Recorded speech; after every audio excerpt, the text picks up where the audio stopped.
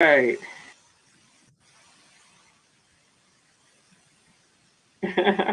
Forgot to plug it in. Got it.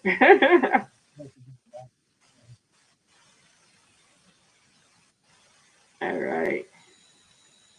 Let's see the change now.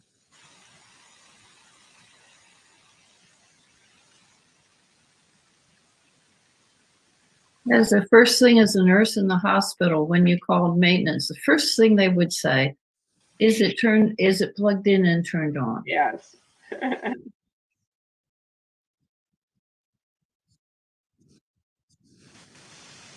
Yeah, it's the truth.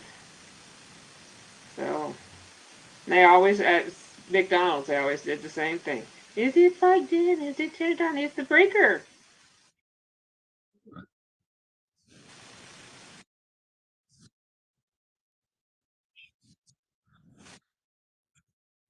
Yeah.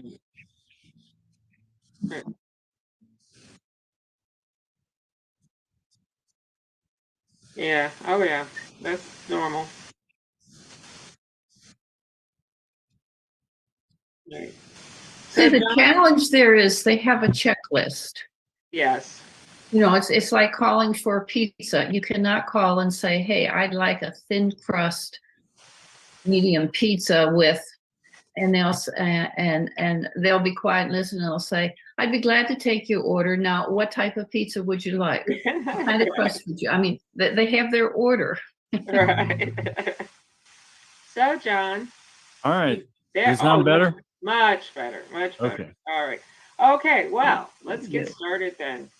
All right. Well, thank you and for joining us here at Summit Center for Spiritual Living on this Mother's Day. And anyway, so I am going to light a candle that happens to have two wicks. And the first candle, or the first wick I light, represents community, God, God, all that is. I don't know if you can kind of see that or not. And then the second candle represents us as community.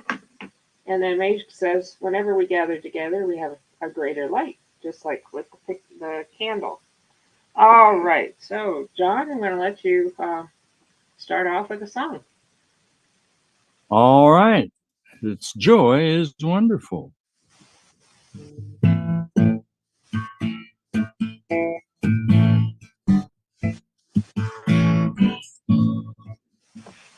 Joy in the morning, joy in the afternoon, joy in the evening, joy again soon. When we are happy, joy is how. Joy is wonderful. Joy is how. Joy in our home. Joy in our work. Joy in relationships. Joy at our birth. When we are happy, joy is how. Joy is wonderful. Joy is how.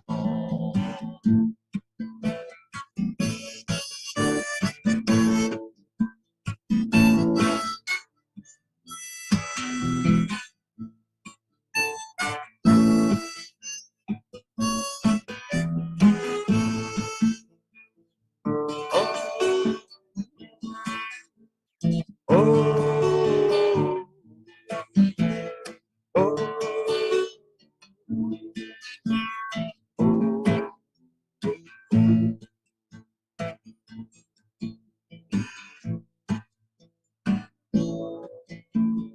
joy in accomplishment, joy in getting done, joy in doing well, joy having fun. When we are happy, joy is how joy is wonderful. Joy is now. Joy is now. All right. Thank you, John Miller. And again, like I was saying, this is our Mother's Day. Um, it's Mother's Day because it is Mother's Day. And where did I put? And we have Carol Ann, who is a mother, two daughters, right? Yes. All right. Okay. Anyway, she's going to be talking about Beyond the Feminine, the third wave today. So we're very grateful to have her and just to have her in my life. It's so nice to have you with us.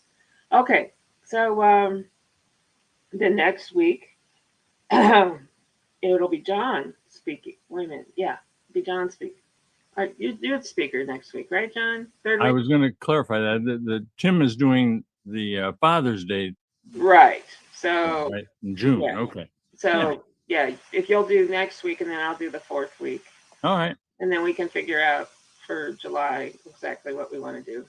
But anyway, so but if that's okay, John, and then Yep. All right, Kyle, glad to see you here. So all right, okay, so since this is our Mother's Day, it's Mother's Day, and we have our Carol Ann. John's going to lead us into a there's Kyle, yay!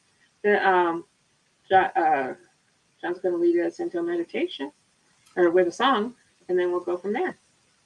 All right. This is my mother's song, so we're kind of having a mother meditation, and this is about ideal motherhood. And if your mother didn't measure up, well, think of the great divine mother then. But, it's about ideal mother.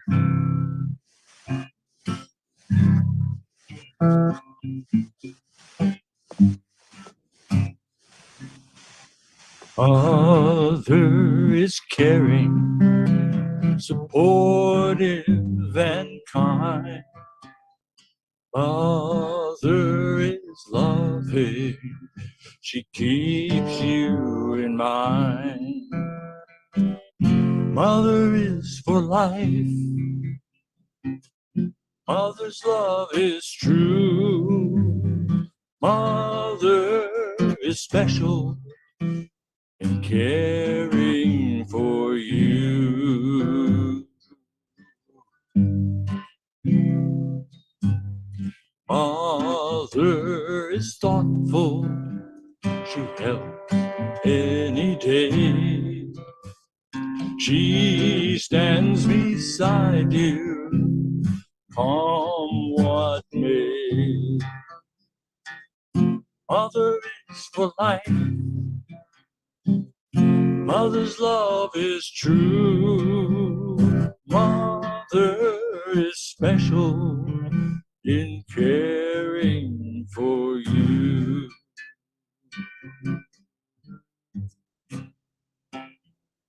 All that you are doing, mother is there too. Whenever you need her, she is there for you.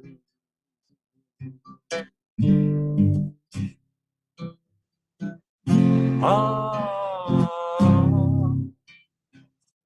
ah, ah,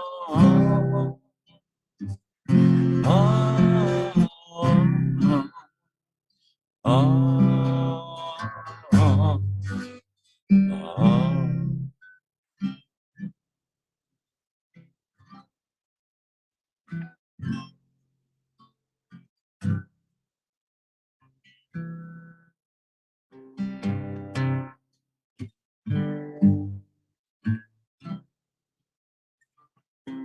Annie, you're muted, dear.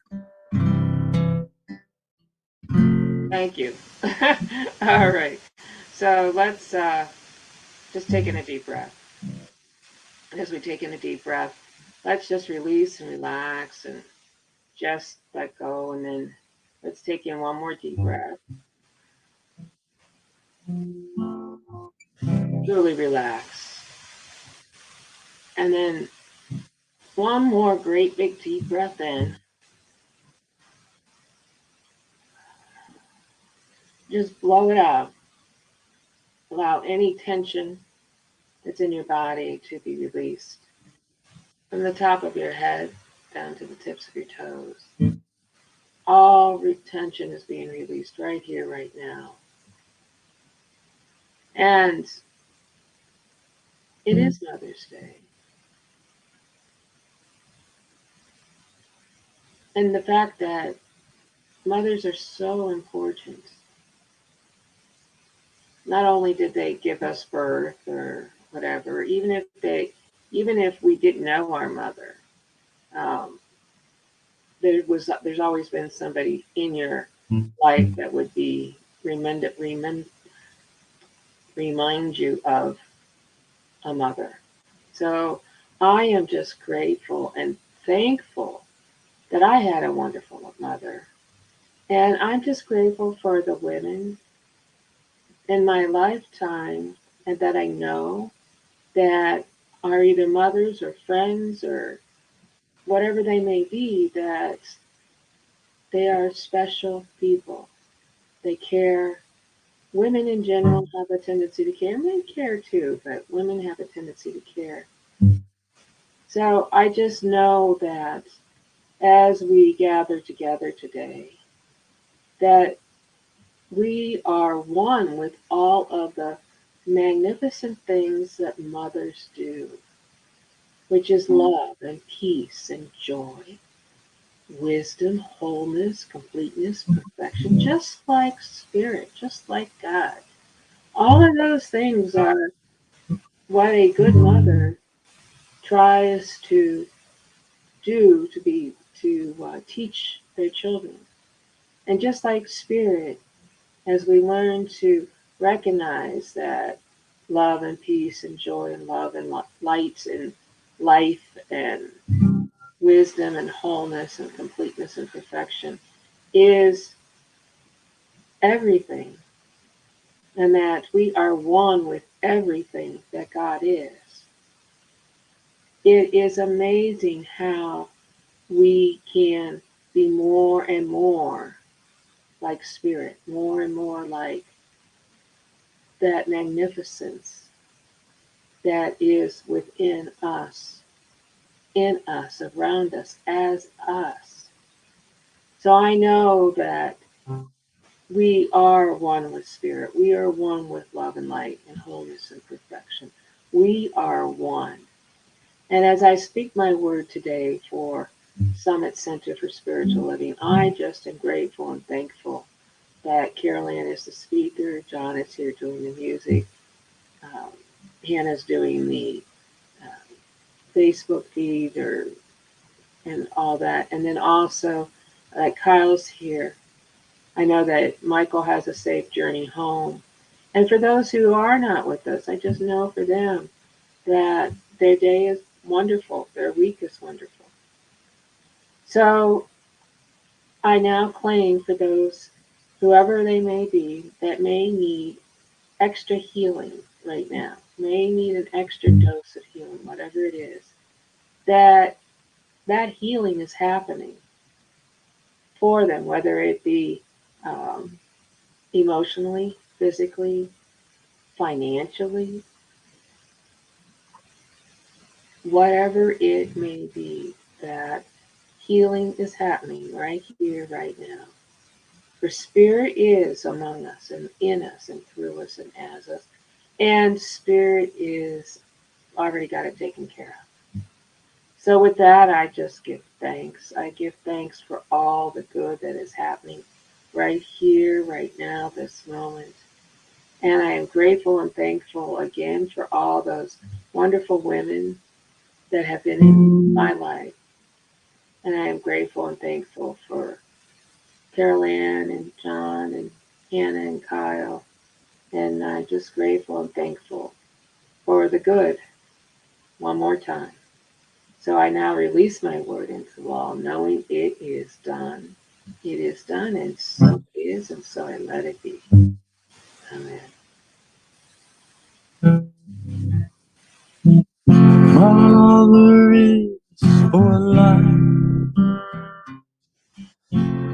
Mother's love is true.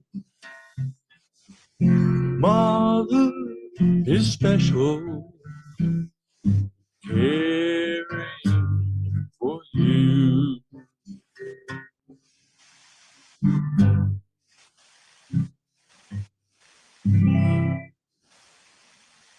All right, and thank you. And if you can open your eyes and just take a moment to look into the camera and try to see that magnificence of each and every person in their eyes and see the magnificence of spirit there.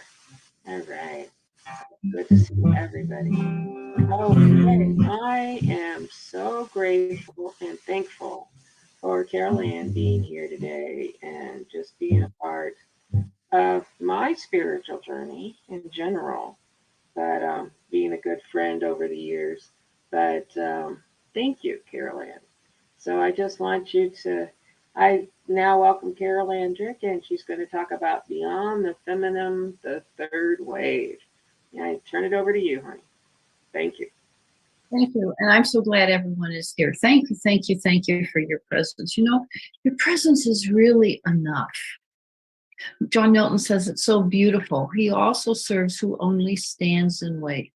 By your presence, when you are, wherever you are, when you are in your heart center, you are generating the most beautiful love that could ever be imagined to everybody, just automatically. So thank you so much for being here. This is such a very special day, and I took a deep dive into it to, you know, find out the history of it, and it was phenomenal what I learned. Across the planet, there are over 50 countries that celebrate Mother's Day, not necessarily on the same day, but they celebrate it. And of course, in the United States, it is the second Sunday. It's always the second Sunday in May. And when I looked at the history of Mother's Day, it dates back to ancient Greece. There was a festival to honor Rhea, the mother of the gods. So there was all through history, we have honored this incredible feminine energy, this creative energy. But our story in the United States begins after the end of the Civil War. The Civil War ended on May 13th, 1865. That was about 158 years ago. And I got thinking about that, and it was like, let's see, that would be not my grandmother, it would be my great-great-great-grandmother who was there during Civil War times. And the first thing that happened about 5 years after the official end of the Civil War, Julia Ward. Now, you might not be familiar with that name, but Julia Ward is the person that wrote the Battle Hymn of the Republic. Many people have never heard of the Battle Hymn of the Republic. I grew up in a church, little country church that sang it. My eyes have seen the glory of the coming of the Lord. I mean, it's a real marching John Philip Sousa type of song. But the writer of that suggested that we need a day dedicated to peace. And it wasn't long after that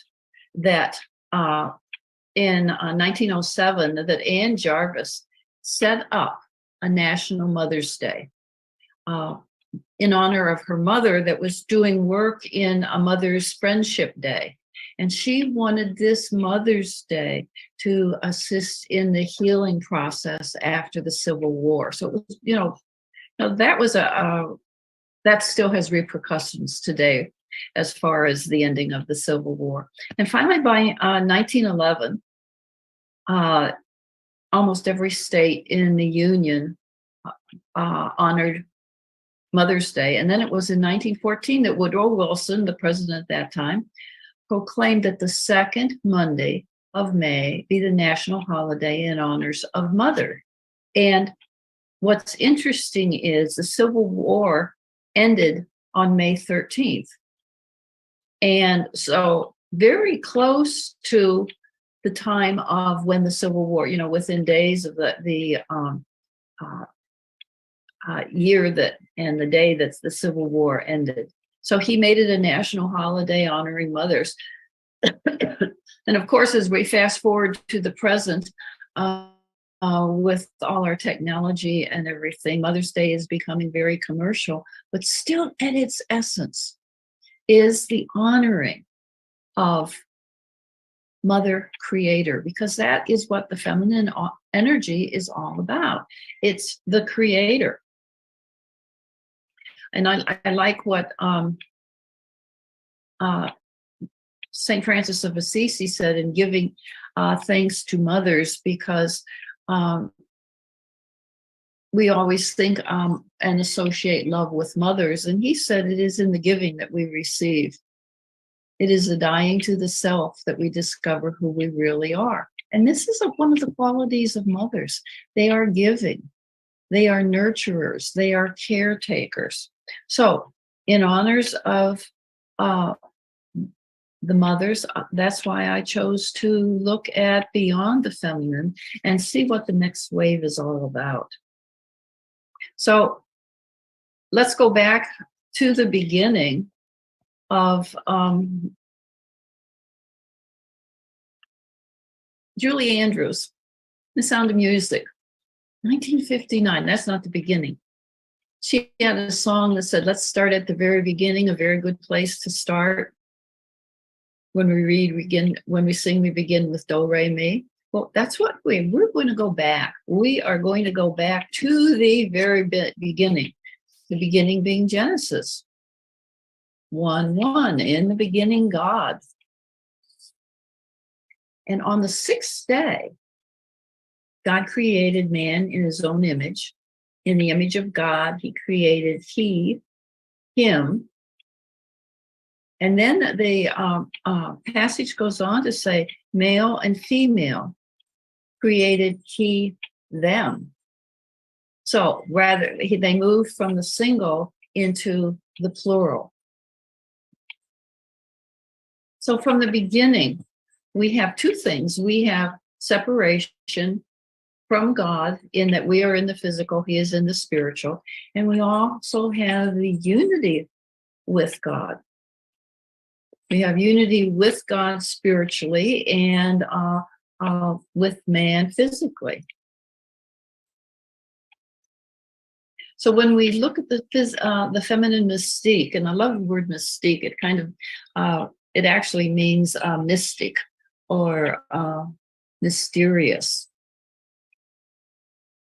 And it's a mystery, as in all creation is really a mystery. It comes from that place of the unknown. Yes, we know how physically, how to produce a baby, but there is that mysterious God element that we cannot take out of a human being being born. It is there. I like to call it the God factor. Our whole life.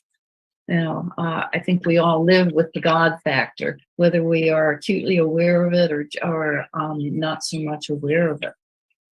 So let's start with the first physical wave. And the first physical wave of women was the right to vote. And it started with a spark.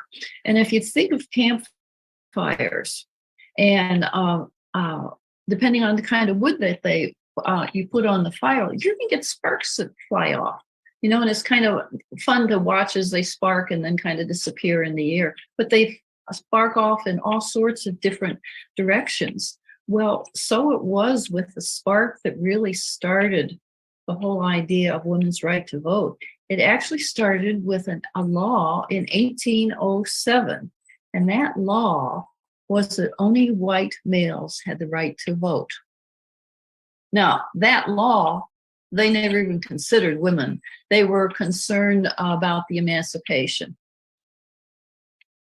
But can you imagine the women, when this law passed, the conversations they had with their husbands? What's this all about? How come only you get to vote? What's wrong with me voting? I mean, I'm sure there was a lot of discussion about this. And and as with sparks from a fire, we don't know where they are going to land.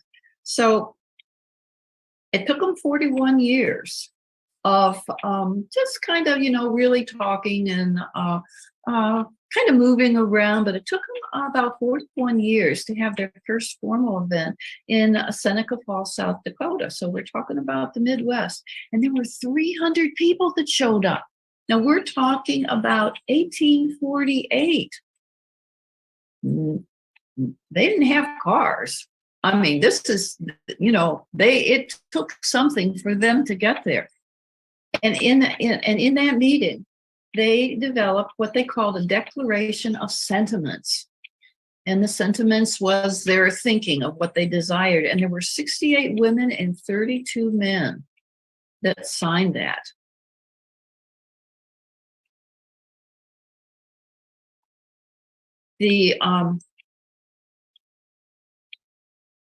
And then it was in 1865 that the Civil War was over. So 7 years after the Civil War ended is when this took place. And then, I love it.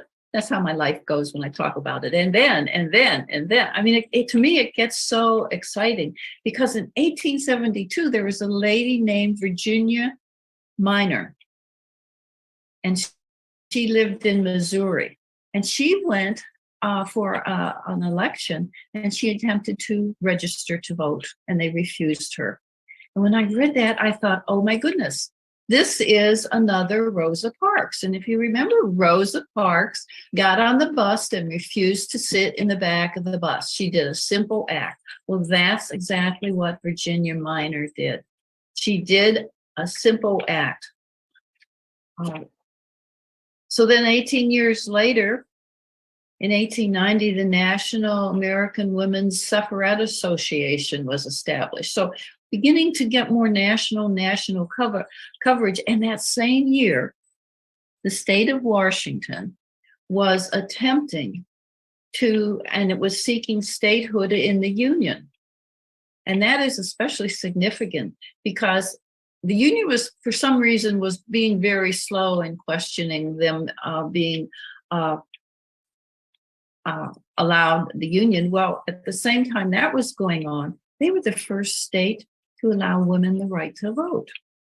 And what cinched them to get into the Union was when they said, we will remain out of the Union 100 years rather than come in without the women.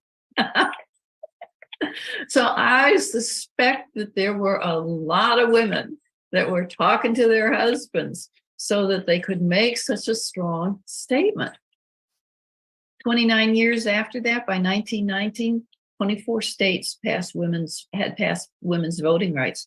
This is significant because at that time, we had 48 states. So literally half the states were saying, yes, women should vote.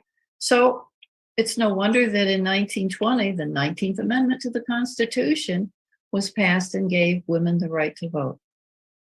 So that first wave of women discovering, I'm going to say discovering their power, discovering more creativity physically, only took 113 years. No, but phenomenal in how they did it.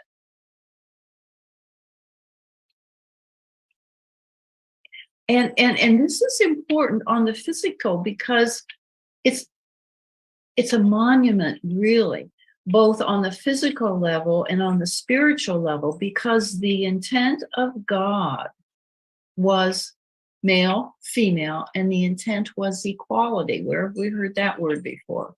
Yeah, that was the intent of God. So the second wave was women coming into equal partnership with men. And this began in 1963, and of course, everyone, when they think of the women's movement, they think of Gloria Steinem. For me, what really made the shift was in 1963, Betty Friedan wrote the book, The Feminine Mystique. And here she was a housewife, unknown, And she writes this book. And it spread like wildfire. I remember getting a copy of it. I was just so excited.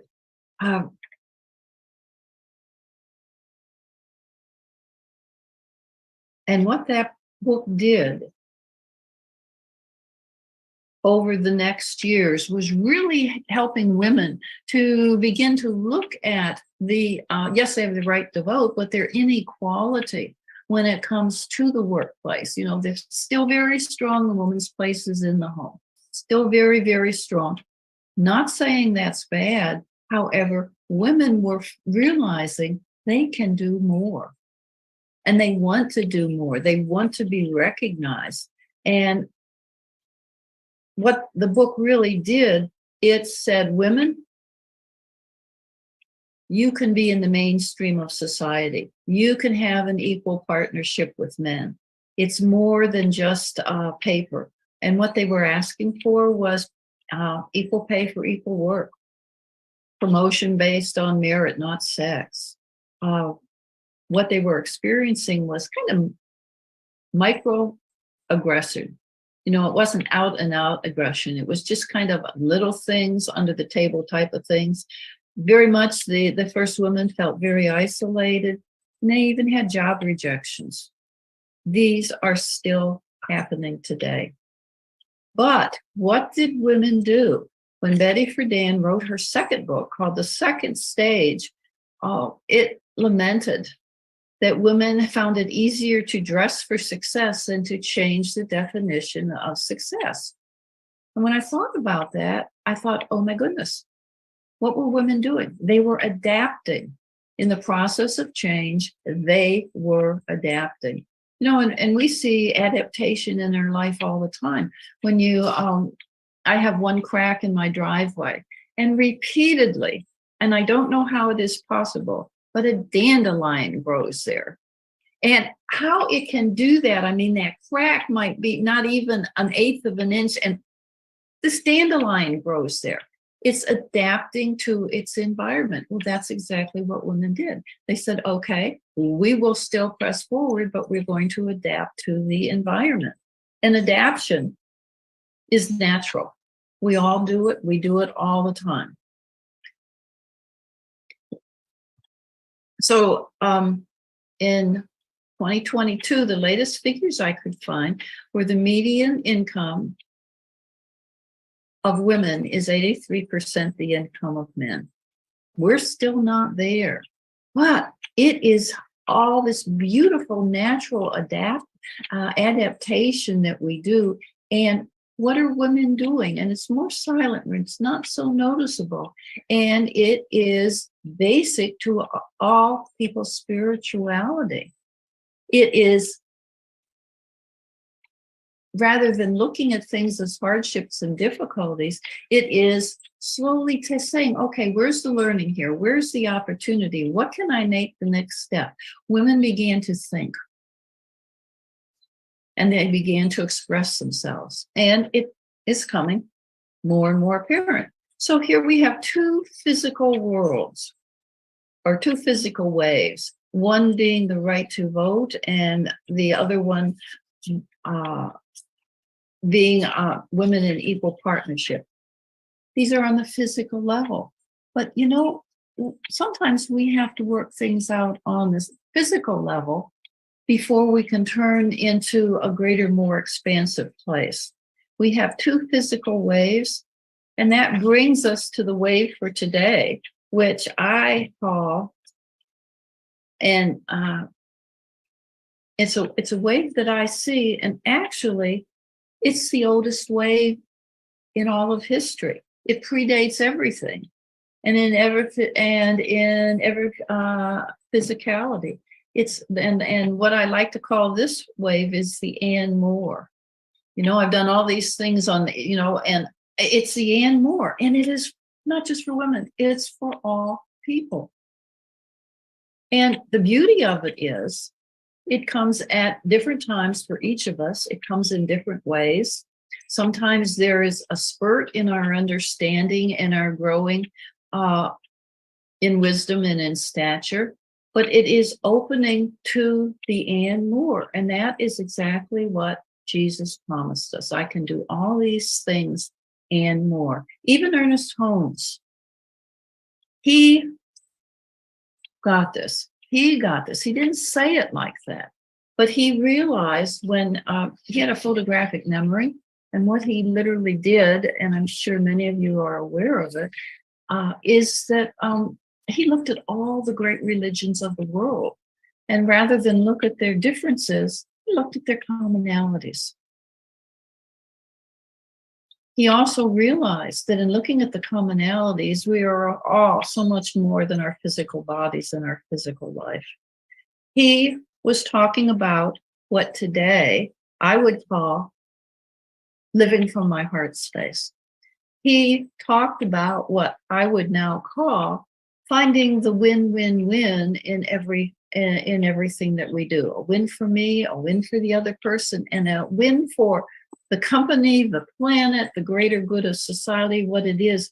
But looking for those options and always realizing there is always a third choice if people are willing to sit down and look.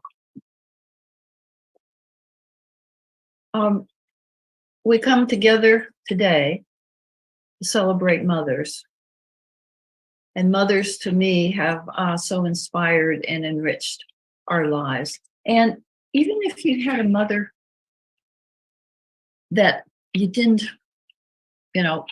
was kind of rough, or you were adopted, it is still important to realize that the mother of your creation gave you an opportunity for life on this planet. This planet is a learning planet. And your opportunity is to use what you have and learn how to grow and how to expand. So the question is, where are you in all of this? Where are you? Where are you as a woman? Where are you as a man? We come together, when you think about it, we come together on Sunday to enrich, to inspire, to come together with like-minded people. And then what? And then what? We go home. I was coming out of a yoga group one day and walking to the car with a friend, and he was just talking about how good he felt, and he always liked yoga. It put him in such a good space and his body liked it. And when we got out to our cars, he had a parking ticket, and he literally went ballistic. What happened? 1 minute he is feeling good and expansive, and the next minute he dropped back into the human condition. And it startled me. And I just kind of looked at him. And he looked at me and said, well, what are you looking at? You'd be upset too. And I said, maybe, but sure not to this extent. And I left, and he still was in that place of very great discontent. I said, well, why don't we take some couple of breaths, and hey, there's a real pretty garden over here. Let's go over. No, I got this ticket. I mean, he was fixated on it. And that's what we tend to do, because I'm calling it the human condition. We have an automatic conditioning that when something happens, our mind immediately jumps in and takes the information from the past so that we know what to do. What if, rather than jumping and allowing that tape recording to jump in and affect us, what if we took a breath and allowed ourselves to step back into our heart space? Now, granted, it takes work. I'm not going to say it doesn't take work. Where do you want to live your life? Where are you living your life now? And I have to say, many people will say to me, gee, if I had $1 million, all my problems will solve. Well, I got news for you. Millionaires, I can say because I know, I've worked with them. They have the same problems that you do. They're a little, they can be a little bit different, but they are the exact same problems. And money does not solve it. And many people say, yeah, but I'd like to have the million just to find out. No, you really don't. You really don't. I mean, it also brings other unexpected things with it. So this human condition, you can look at it as a stage. We are presented with an opportunity to expand and learn.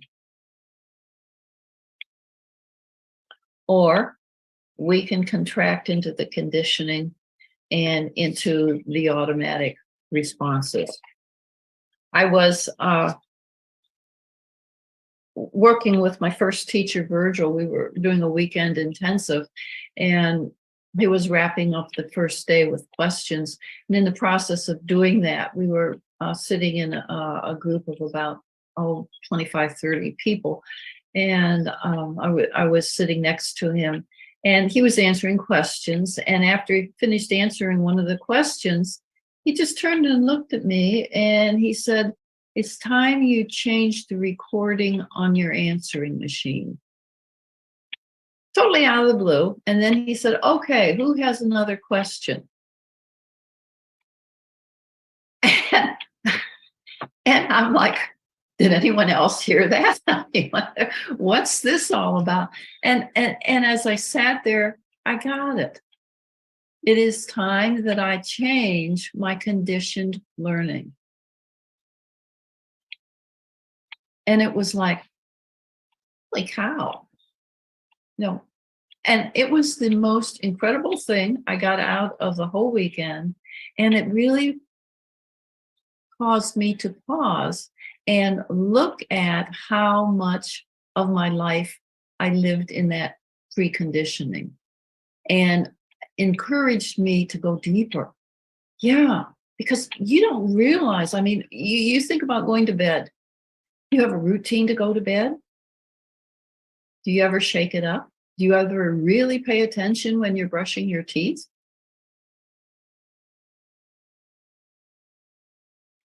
What happens if you get out of sync? What happens when you get up late?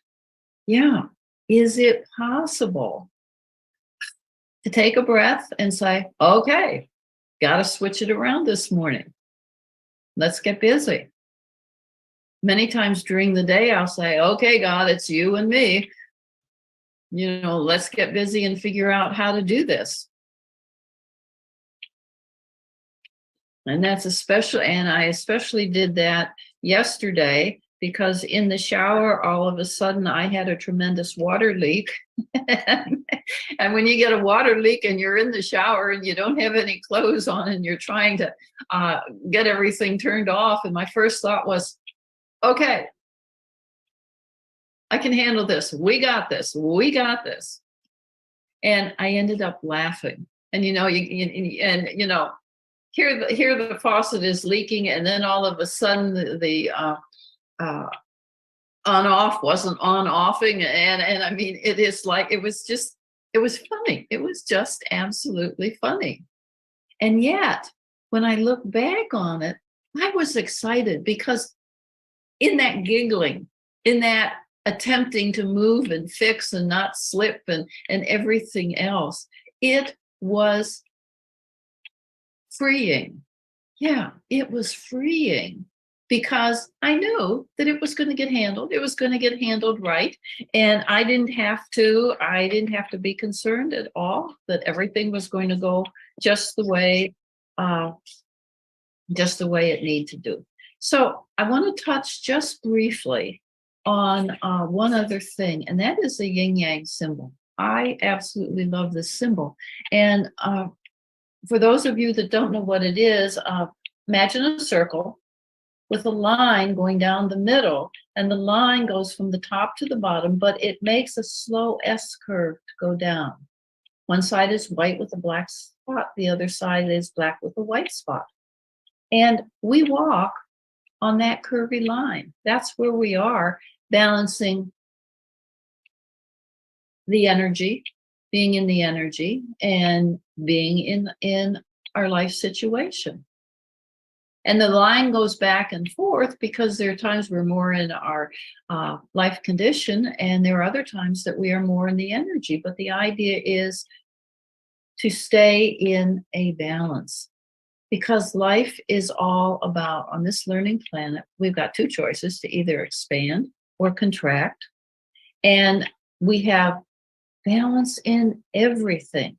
We've got the balance of male and female. We've got balance of night and day. We've got balance of good diet and poor diet, balance of the season. You look around, everything has its effect, some in the physical, but all of it in the spiritual. And that's where we want to be walking the life, and literally walking in this world, but not of this world. So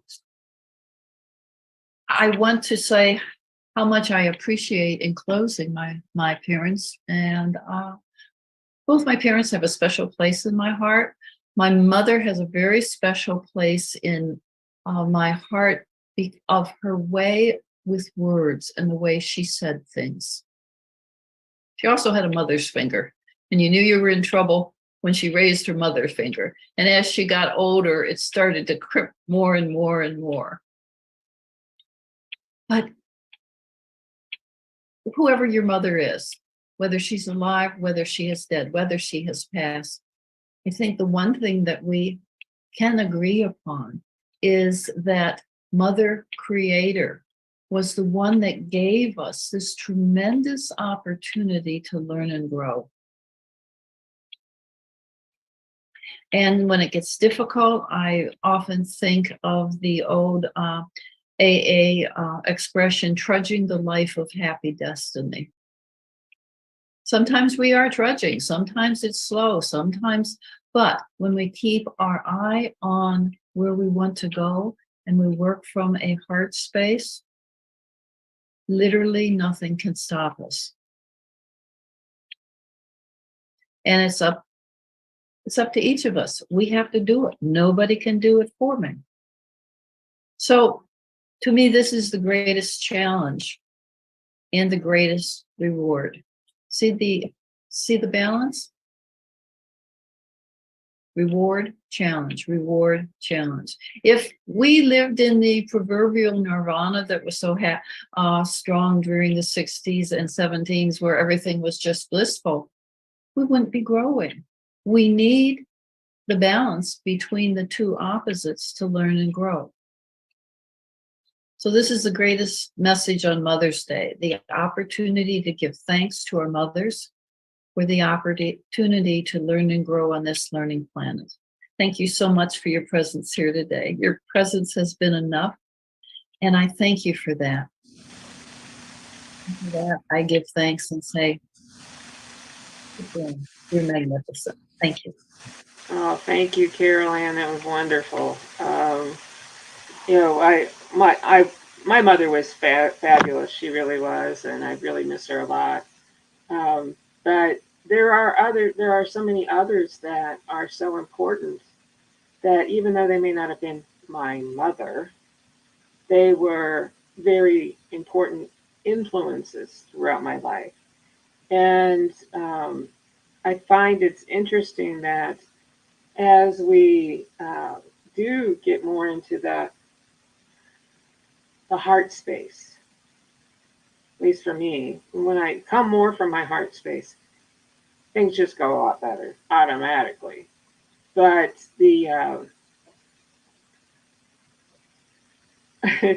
well, I don't even know where I was going with that. But one thing that I thought was interesting was how you were talking about women and, the equality of women, and that was the second wave or whatever. And, we're not quite there yet, but that's okay. We're working on it. But I watch a lot of Food Network TV, and they've had this tournament of champions where they take, I think the last one was 18 different chefs, and they put them on these different things to to do chefy things against each other. They made it very difficult. It's just not like a simple thing, but they've done 4 years of it, and every year has been a woman has won this tournament as a champion. Now, for that to be, that is very unusual because men were always the ones that were the, I guess the wording is known for their chef skills. Not saying that women didn't have it, but they didn't even look at women in the, as to having them. But they've had it on for 4 years, and 4 years a woman has won. And it's been 4 different women. It's not like it's been the same woman each time. So I think that's interesting too. So women are coming to a magnificent point in not only spiritually but physically and mentally and equality. That it's just great to see that it's getting better, and women are showing just how good they can be, and I really like that. So, anyways, thank you, Carolyn. That was beautiful. And anybody else have any questions or comments? Well, I do, of course. First of all, let me share the screen real quick here. Just for fun, there's a yin yang symbol. Hasn't quite made. It didn't make it up. It didn't make it up? No. It just said you were sharing it, and then it disappeared. Wait a minute. Sharing, not sharing. Huh. There it is. Is it up there yet? It's up there now. Yes. Huh. It was on my screen before. I don't know what. Anyway, there it is. Thanks. Yeah. Yeah, my whole life has been mothered. I was an only child of a single mother, and my grandmother was also my caretaker, and my great aunt, all of whom were mothers, and they were professional nannies back in their youth. In fact, my grandma was a nanny for Edison's children. She knew Edison, but my mother was right in the heart of moving ahead feminine energy in the workplace at Goodyear, where she she had first of all gone to college back in the Depression, which was rare. She was the first female accounting student at Akron U after trying to be the first female engineering student, and they wouldn't let her. So, and then she worked at Goodyear as an accountant in auditing, but they called her a secretary. She was actually like the assistant to the general auditor. She helped build the auditing department of Goodyear, and later walked in and demanded a raise in the comptroller's office when they, had her at the top of the woman's pay scale, equivalent to executive secretaries, and then they made her an accountant finally, So she broke some glass ceilings there, and ultimately won the first Goodyear Spirit Award nationally. But there's very important breakthroughs in, and I don't know if you're aware of this, but I wrote my master's thesis on the archetypal feminine in the life of Jesus, and I did a lot of study about the archetype of feminine nature from ancient times to present. And Jung thought that the raising of Mary to divine status, which was called the Assumption, I believe, back in the 50s by the Vatican Council or whatever, was a major symbol of the ascendancy of the feminine to the pantheon, so to speak, Finally, and then we saw the women's movement explode in the subsequent decades, So it's very interesting what we've seen in our own lifetime for the ascendancy of feminine qualities into the culture, and we're all both. Some people say that we incarnate male and then female and then male back and forth. A lot of people may have recollections of those experiences, but beyond that, you know, it's very important to have that balance in our psyche for the collective to move ahead and learn and grow in a whole way. Yeah. Wonderful. Anybody else have any questions or comments? Again, thank you, Carolyn. We're very much appreciated, and thank you for that talk. John, you want to do a song? Yeah. Well, this is a song that you can hear elements of Mother's presence as we learn and grow in life. This is a song called Meaning, and it's about, you know, learning and growing through life and all our experiences and so forth. But Mother has a very important role in, I think I got the wrong spot, in that process of our growing, learning from day one, you know. So.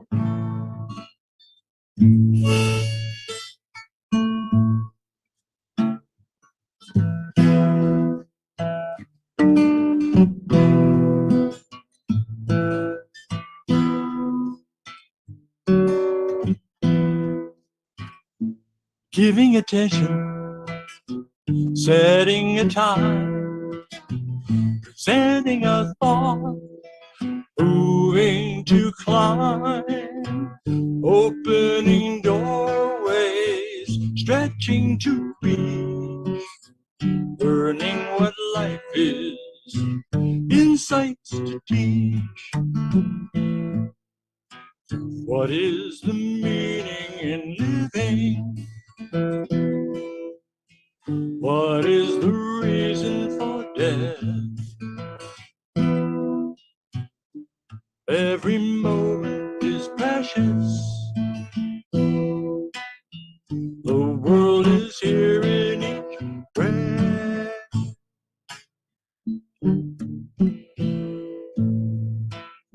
Sharing experience, creating a plan, growing in knowledge, knowing we can, being a friend, reaching out, learning that loving is beyond doubt. What is the meaning in living? What is the reason for death? Every moment is precious. The world is here in each breath.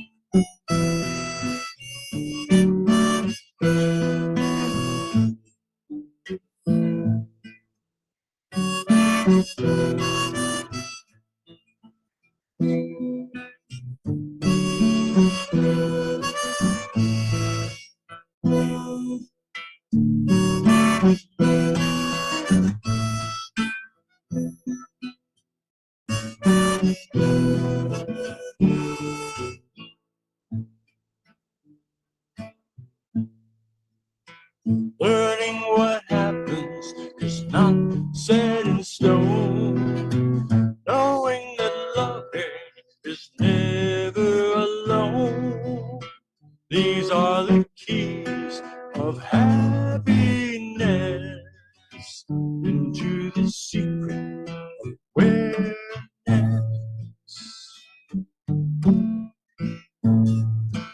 What is the meaning in living? What is the reason for death? Every moment is precious. The world is here in each breath.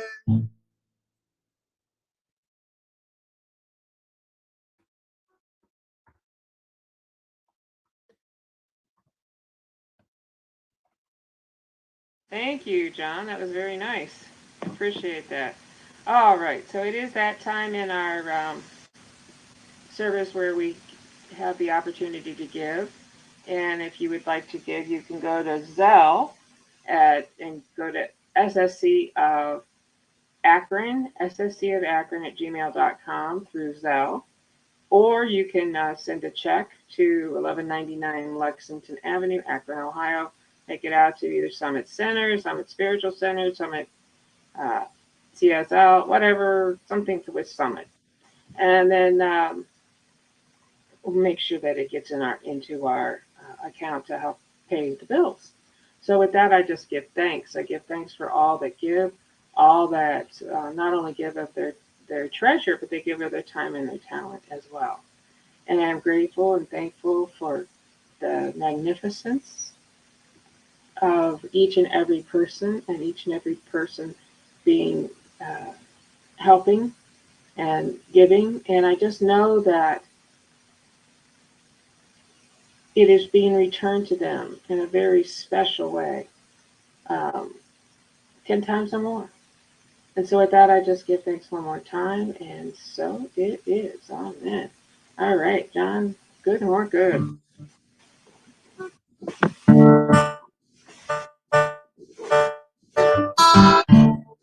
Good and more good is mine. Ever increasing good is mine. Unlimited, infinite good is mine. Wherever I go, I see good. Whatever I do, I feel oh so good. I'm worthy and entitled to good and more good. Good crowds itself upon us, wraps itself around us. We give ourselves permission to accept more good, express more good. Oh, good, more good is on, and ever increasing good is on. Thank you, Spirit and soul. All right. Thank you, thank you, thank you. And we will do quick announcements. I know that Michael would say, make sure you check out New Thoughts Media Network. He always has his Friday night chat, and it's a lot of good stuff there. Um, and is John or Carol Ann or anybody else have any other? Yeswise.com, YESWISE. That's where I do my blogging and Right. and courses. You can take my courses, and then you can ask me questions. All right. Okay.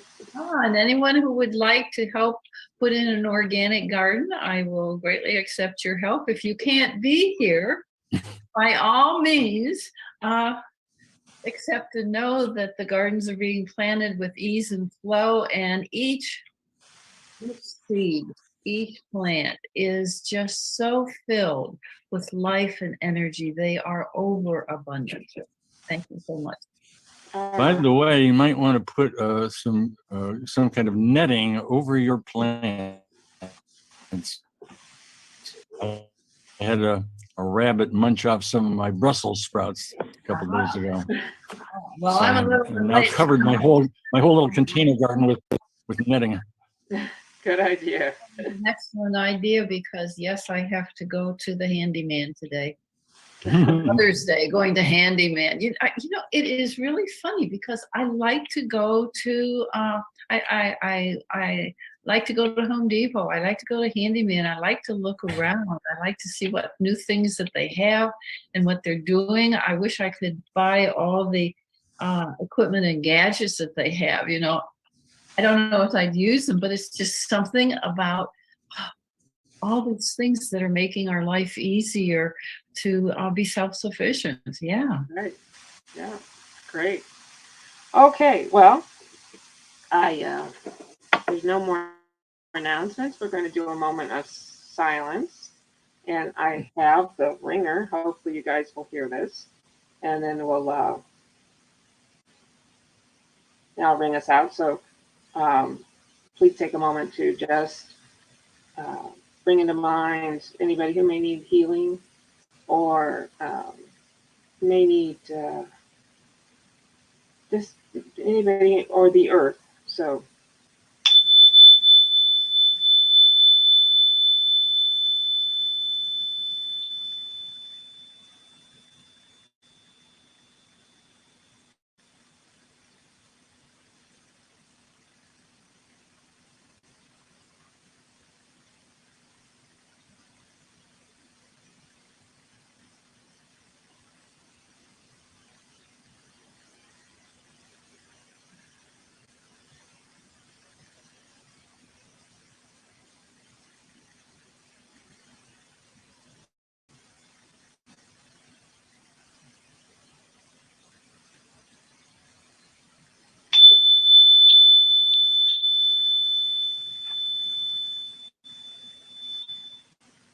light of God surrounds us. The love of God enfolds us. The power of God protects us. The presence of God watches over us.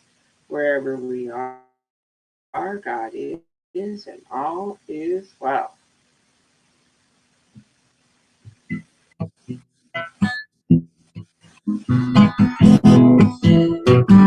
We are the people of love. We are the people of love. Sing out, people, sing out love. We are the people of love. We are the people of peace.